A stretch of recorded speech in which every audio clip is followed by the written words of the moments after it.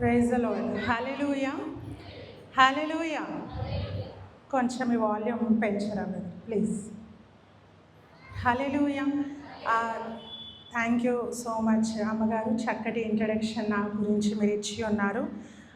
నిజంగా ఇంత చక్కటి సమయాన్ని దేవాది దేవుడు నాకు ఇచ్చినందుకై ప్రత్యేకంగా నేను ఆయనకు ఎంతగానో కృతజ్ఞతాస్తుతులు చెల్లిస్తూ ఉన్నాను. ఆ తర్వాత ఇక్కడికి మమ్మల్ని ఆహ్వానించిన చార్లీ అన్నగారికి, వారి సతీమణికి, ఈ యొక్క సంఘ పెద్దలందరికీ నా ప్రత్యేకమైన ధన్యవాదాలు తెలియజేస్తూ ఉన్నాను. Thank you so much.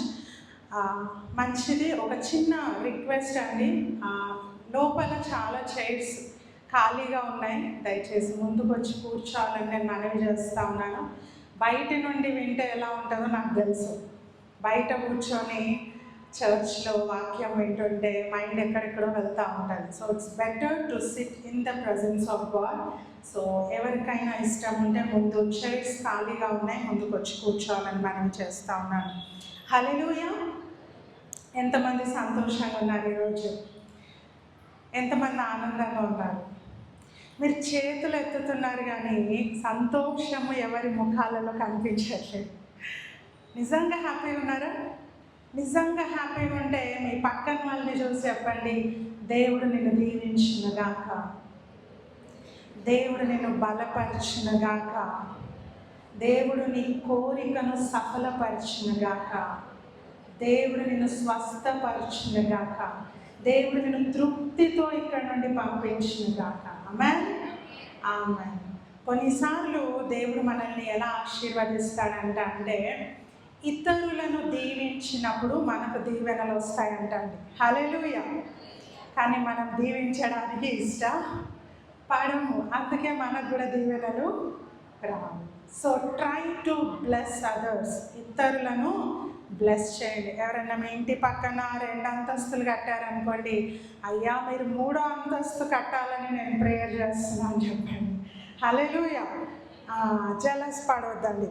So ప్రియ సహోదరి సహోదరులారా, మనం దేవుని వాక్యంలోకి వెళ్దాం. ఈరోజు మనము వాక్యంలోకి వెళ్ళక ముందు ఒక చిన్న మాట నేను పంచుకోవాలని ఆశపడతా ఉన్నాను. ఈరోజు ఈ ప్రాంతానికి వచ్చినప్పుడు 2 సహోదరులను మాకు హెల్ప్ చేయడానికి పెట్టారు పాస్టర్ గారు. సో వాళ్ళు చక్కగా మమ్మల్ని రిసీవ్ చేసుకున్నారు, మంచి హానర్ ఇచ్చారు, అన్నిట్లో మాకు చక్కగా రెస్పెక్ట్ ఇస్తూ ఉంటే నాకు దేవాది దేవుడు ఒక విషయంని బైబిల్లో గుర్తు చేస్తూ ఉన్నాడు. గాడిద యేసు ప్రభువుని మోసుకొని వెళ్తూ ఉంటే ఆ గాడిదకి ఏం దొరికిందంటండి చెప్పాలా? గాడిదకి ఏమైనా క్వాలిఫికేషన్ ఉందా? గాడిదకి ఎవరైనా రెస్పెక్ట్ ఇస్తారు? ఇవ్వరు. కానీ ఎందుకు దానికి రెస్పెక్ట్ వచ్చిందంట? గాడిద వస్తుంటే అందరూ బ్లాంకెట్స్ పరిచారంట, దుప్పట్లు వేసారు, కర్టెన్స్ వేసారు, వస్త్రాలు తెచ్చి పరిచారు, పువ్వులు చల్లారు. గాడిదకి ఎలాంటి విలువ లేదండి, దాని మీద కూర్చున్న యేసు ప్రభువుకు విలువ ఉంది. ఈరోజు ఇంత హానర్ అంటే ఇంత రెస్పెక్ట్ నేను పొందుకున్నానంటే అది కేవలము దేవుని వలన. హల్లెలూయా. ఆయనకు మహిమ కలుగును గాక. నేను పాస్టర్ గారితో అదే అంటున్నాను. దేవుణ్ణి మనం కలిగి ఉంటే దేవుడు మనకు ఎంత రెస్పెక్ట్ ఇస్తాడు, ఎంత హానర్, ఎంత ఘనత ఆయన మనకు దయచేస్తాడండి. సో ముందుకెళ్దాము వాక్యంలో. ఈరోజు ఏ వాక్యాన్ని పంచుకోవాలని నేను ప్రభు సన్నిధిలో అడిగినప్పుడు ఈ యొక్క అంశమును పరిశుద్ధాత్మ దేవుడు నాకు దయచేసి ఉన్నాడు. మన అంశం ఏంటంటే క్రీస్తును ప్రతిబింబించే స్త్రీలు. హల్లెలూయా. క్రీస్తును ప్రతిబింబించే స్త్రీలు. ఇక్కడ చాలామంది పురుషులు కూడా ఉన్నారు. సో అనుకోవద్దు ఇది కేవలము స్త్రీలకు మాత్రమే అనుకోవద్దండి, ఇది మనందరికీ. హల్లెలూయా. ఈ వాక్య భాగము ఎవరు ఈ వాక్యాన్ని జీర్ణించుకుంటారో, డైజెస్ట్ చేసుకుంటారో వాళ్ళకు మేలు కలుగుతుంది. ఇందులో ఆడ మగ లేకుంటే గ్రీసు దేశస్తులని, వాళ్ళని వీళ్ళని ఎటువంటి భేదము లేదు. సో దేవుని వాక్యాన్ని శ్రద్ధగా మనం విన్నప్పుడు మెండైన దీవెనలు పొందుకుంటాము. అండ్ దేవుడు ఒక గొప్ప ప్రణాళికతో మమ్మల్ని ఇక్కడికి పంపించాడని నేను నమ్ముచున్నాను. హల్లెలూయా కదా, ప్రయాసంతో కూడిన ట్రావెల్. బట్ స్టిల్ దేవుడు మీతో పర్సనల్గా ప్రతి ఒక్కరితో మాట్లాడడానికి దేవుడు నన్ను ఇక్కడికి పంపించాడని నేను నమ్ముతున్నాను. ఎందుకంటే దేవుడు ఒక్కరిని మార్చుకోవడానికి కూడా కొందరిని అలా సాక్రిఫైస్ చేయమంటాడండి. హల్లెలూయా. పౌలు భక్తుడిని కూడా ఆ చెరసాలలో వేసేటప్పుడు ఆయన ఫిలిప్పు దేశానికి వెళ్తూ ఉంటాడు. ఆయన మాసిదోనియాకి వెళ్ళాలనుకుంటే ప్రభువు చెప్పాడంట, ఫిలిప్పుకు వెళ్ళు. ఫిలిప్పులో ఎవరున్నారంటే చెరసాల అధికారి ఉన్నాడు. ఆ రాత్రి ఎప్పుడైతే సంఖ్యలు విడదీయబడ్డాయో ఆ చెరసాల అధికారి ఏం పొందుకున్నాడండి? రక్షణ పొందుకున్నాడు. ఆ ఒక్కరి కోసము ఎంతమంది దెబ్బలు తిన్నారు? ఆ ఒక్కరి కోసము వాళ్ళు ముద్దుకు కట్టి వేయబడ్డారు, సంఖ్యలు వేయబడ్డారు, రక్తాలు కార్చబడ్డాయి. కారణం ఏంటంటే ఒక్క వ్యక్తి రక్షణ కోసం. సో ఈరోజు ప్రభు ఇక్కడికి పంపించాడంటే ఇది ఏదో ఏదో జోక్గా కాదు, ఏదో ఈజీగా తీసుకోవద్దండి. Something God want to speak with all of us today. నాతో ఆయన మాట్లాడాలనుకుంటున్నాడు, మీతో కూడా ఆయన మాట్లాడాలనుకుంటున్నాడు. వినాల్సిన సమయంలో మనం వినకపోతే కావాల్సిన సమయంలో ఏడుస్తామంటండి. హల్లెలూయా.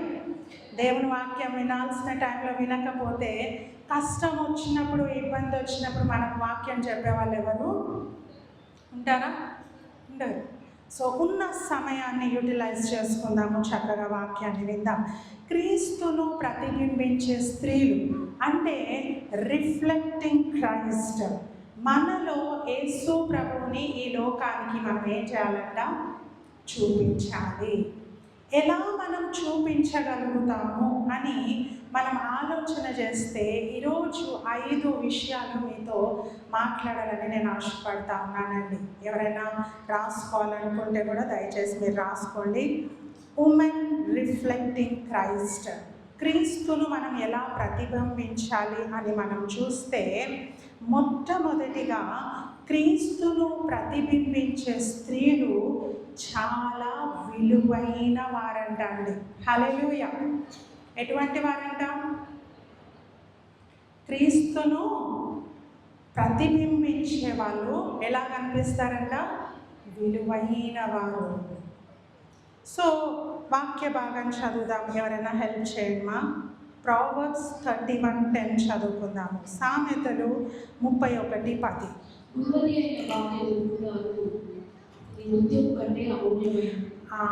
ఆమె ముత్యము కంటే చెప్పండి, ముత్యము కంటే అమూల్యమైనది. ఇక్కడ ఉన్న స్త్రీలందరికీ తెలుసు మనం అందరము అమూల్యమైన వారము కదా, అవునా కదా? ఎంతమంది నేను అమూల్యమైనది అని అంటారు? చాలా మెల్లగా ఎత్తుతున్నారు డౌట్తో. ఎందుకంటే మనల్ని అమూల్యంగా చూసే వాళ్ళు ఎవరు చుట్టూ లేరు. హల్లెలూయా. అమూల్యమైనది అని ఇది మనుషులు చెప్పట్లేదండి, దేవుడు చెప్తున్నాడు.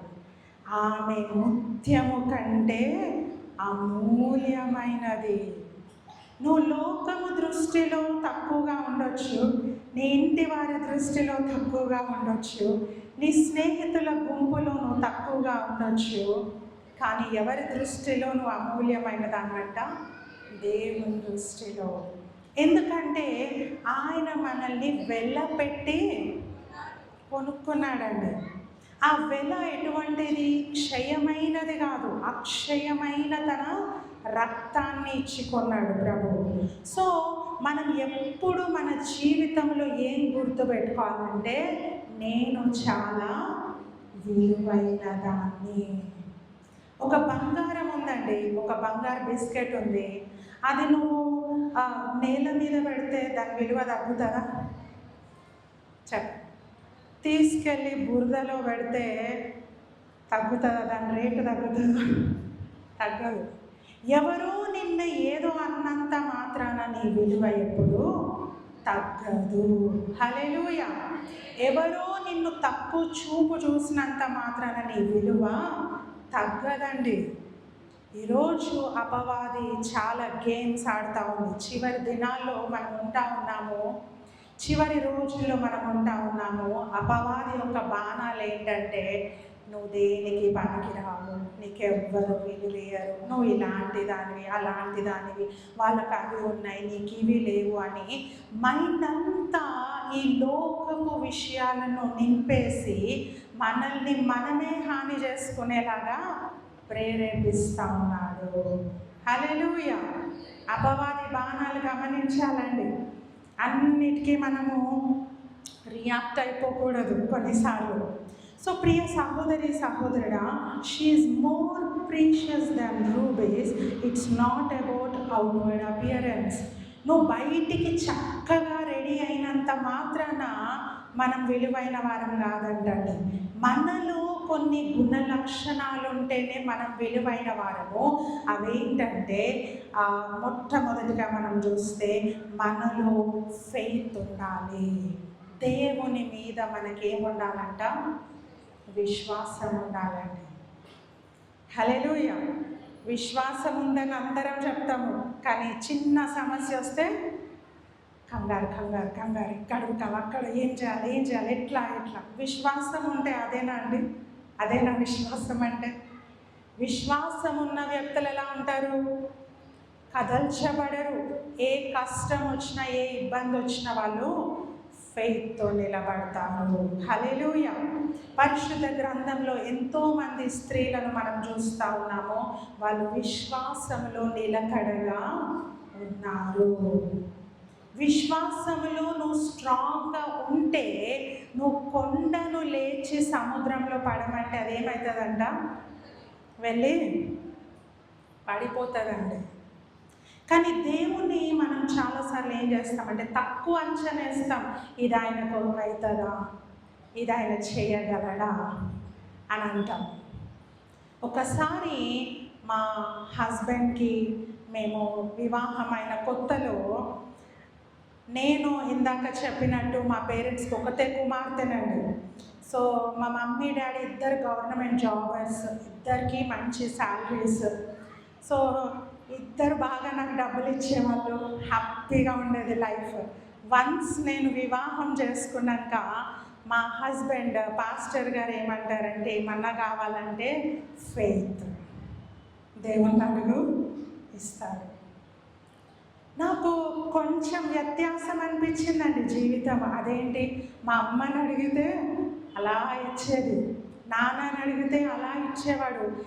ఇప్పుడు నేను ఒక కొత్త లైఫ్లోకి ఎంటర్ అయ్యాను. ఇక్కడ విశ్వాసము, నమ్మకం పెట్టు, దేవుడు ఇస్తాడు అని చెప్తా ఉండేవాడు మా హస్బెండ్. అయితే ఒకసారి ఆయన ఫోన్ పగిలిపోయిందండి. ఆయన మొబైల్ ఫోన్ పగిలిపోయింది. సేవా పరిచర్య ప్రారంభమైన రోజుల్లో మా దగ్గర డబ్బులు లేవు. సో నేను అంటున్నాను, ఏదో ఒక ఫోన్ తీసేసుకోండి, ఇప్పుడు ఫోనే లేదు కదా మనకి అంటుంటే మా హస్బెండ్ ఏమన్నారంటే, నాకు ఐఫోన్ కావాలా, 20,000 సిల్వర్ కలర్ ఫోన్ కావాలా అన్నారు. అని ఏదైతే ఆన్లైన్లో షాపింగ్ చేయాలో దాన్ని కార్ట్లో వేసి పెట్టాము. అంటే ఎప్పుడైనా ఆర్డర్ చేద్దాంలే అని ఆ సిల్వర్ కలర్ ఐఫోన్ 20,000 విలువ గల ఫోన్ని అందులో వేసి పెట్టాము. మా హస్బెండ్ చెప్పారు, విల్ ప్రే, మనం ఏం చేద్దాము, ప్రార్థన చేద్దాం, తప్పకుండా దేవుడు ఇస్తాడని చెప్పినప్పుడు సరే అని నేను కూడా ప్రార్థిస్తూ ఉన్నాను. నాకు దేవుని మీద విశ్వాసం ఉంది. We are going on praying. ఒక 3 నెలల్లో అండి, 3 నెలల్లో మా చిన్న పిల్లలకి డైపర్స్ ఆర్డర్ చేస్తాం. అదే ఆన్లైన్ షాపింగ్లో డైపర్స్ ఆర్డర్ చేస్తే ఆ పెద్ద బ్యాగ్తో ఒక చిన్న బాక్స్ వచ్చింది పిన్ చేసి. ఈ బాక్స్ ఏంటబ్బా అని ఓపెన్ చేసి చూస్తే 1000 రూపాయల డైపర్స్ ఆర్డర్ చేస్తే ఆ బాక్స్లో మేము కార్ట్లో వేసి పెట్టిన సిల్వర్ కలర్ ఐఫోన్ 20,000 ఫోన్ అందులో ఉందండి. హల్లెలూయా. ఉంటే నేనైతే ఫుల్ హ్యాపీ ఫీల్ అయ్యాను. నిజంగా విశ్వాసం ఉంటే దేవుడు గొప్ప కార్యాలు చేస్తాడు. దాని మీద అడ్రస్, ఢిల్లీ అడ్రస్ ఉందండి. ఒక ఆయన పేరు దాని మీద రాయబడింది. అయితే మా హస్బెండ్ ఏమన్నారంటే, నోనో, మనది కానిది మనము తీసుకోవద్దు. అరే ప్రేయర్ చేసినాము, దేవుడు ఇచ్చాడు, మళ్ళీ నువ్వు వద్దంటున్నావు. సరే అని చెప్పి నీ ఇష్టం అని నేను చెప్తే ఆయన ఏం చేస్తారంటే కస్టమర్ కేర్కి ఫోన్ చేశారు. ఫోన్ చేసి, అమ్మ మేము డైపర్స్ ఆర్డర్ చేశాము, ఈ ఫోన్ మేము ఆర్డర్ చేయలేదు, మాకు ఈ ఆర్డర్ వచ్చింది, దీన్ని మీరు వాపస్ తీసుకోండి అంటే ఆమె ఏమనిందో చాలా జాగ్రత్తగా వినండి. ఆమె అనింది, అయ్యగారు ఒక్కవేళ ఈ కంప్లైంట్ నేను తీసుకుంటే ఈ బాక్స్ ప్యాక్ చేసిన వాళ్ళ దగ్గర నుండి దానికి ప్లాస్టర్స్ వేసిన వాళ్ళు, అడ్రస్ పెట్టిన వాళ్ళు, వీళ్ళందరూ ఉద్యోగాలు పోతాయి సార్. ఎందుకంటే ఇట్లా మీరు రాంగ్ అడ్రస్కి ఎన్నెన్ని పంపిస్తున్నారో మా కంపెనీ నుండి అని మా 10 మంది ఉద్యోగాలు పోతాయి. దయచేసి పెట్టుకోండి, పడేస్తే పడేయండి, ఇంకోసారి ఫోన్ చేయకండి అన్నారు. చప్పట్లు కొట్టి దేవుని నామాన్ని ఘనపరుస్తామని. దేవుని మీద నీకు విశ్వాసం ఉంటే నువ్వు ఆలస్యమైన అద్భుతాలు చూస్తావు. హల్లెలూయా, హల్లెలూయా. నువ్వు విశ్వాసంలో ఎప్పుడు బలహీనం అవ్వద్దండి. విశ్వాసంలో ఎప్పుడు మనము అపనమ్మకం రావద్దు. ఆయన మీద విశ్వాసం మనకు బలంగా ఉండాలి. ఆ తర్వాత చూడండి, ఇంటెగ్రిటీ ఉండాలా. మనలో పరిశుద్ధత ఉండాలండి. దేవుని బిడ్డలమైన ప్రతి స్త్రీ కూడా నువ్వు విలువైన వ్యక్తిగా ఉండాలంటే, నీలో ఒక ప్రత్యేకత ఉండాలంటే, అందరి స్త్రీల కంటే నువ్వు ఒక మాదిరిగా ఉండాలంటే నీలో ఏముండాలా? పరిశుద్ధత ఉండాలా. నీ మాటలు పరిశుద్ధంగా ఉండాలి, నీ ప్రవర్తన పరిశుద్ధంగా ఉండాలి, నీ నడక, నువ్వు కూర్చునే విధానము, ఎవ్రీథింగ్ నీ హోలీనెస్ని ఇతరులకు చూపించాను. కొందరు స్త్రీల గురించి కొందరు మాట్లాడతారు, అమ్మో ఎవరితోనన్నా పెట్టుకోవచ్చు, ఆమెతో మనము పెట్టుకోవద్దు అంటారా అండి? అంటారు. ఎందుకు? వాళ్ళు అలా ఉంటారు, ఫైర్. వాళ్ళ దగ్గరికి వెళ్తే అంతే. ఇంకా నీ పరిశుద్ధతను నువ్వు కాపాడుకోవాలా. మా అమ్మగారు ఒక మాట చెప్తా ఉండేది అండి నా యవన కాలంలో. స్త్రీ అనేవాళ్ళు, స్త్రీ అంటేనే ఒక మంచి రోజ్ ఫ్లవర్ అండి. అయితే ఈ రోజ్ ఫ్లవర్ నేను చాలా బాగున్నాను అని ఫ్లవర్ అనుకుంటానంట. కానీ దాన్ని ముట్టుకోవాలని పోతే ఏం గుచ్చుకుంటాయండి? ముళ్ళులు గుచ్చుకుంటాయి. ఈజీగా రోజుని మనం పట్టుకోలేము కదా. సో మా మమ్మీ చెప్పేది, నువ్వు రోజు అని గుర్తుపెట్టుకో, అలాగే నీకు ముళ్ళులు కూడా ఉండాలి అని చెప్పేది. హల్లెలూయా, హల్లెలూయా. ప్రతి ఒక్కరికి మన జీవితం మీద మనం అధికారం ఇవ్వడానికి వీలు లేదు. Be special. నిన్ను నువ్వు ప్రత్యేకంగా ఉంచుకోవాలి. అప్పుడు నీకు దేవుడు ఏమి ఇస్తాడంట అండి? విలువనిస్తాడు. నువ్వు ఎక్కడ పోయినా విలువైన స్త్రీగా ఉంటావు. ముందుకెళ్దాము.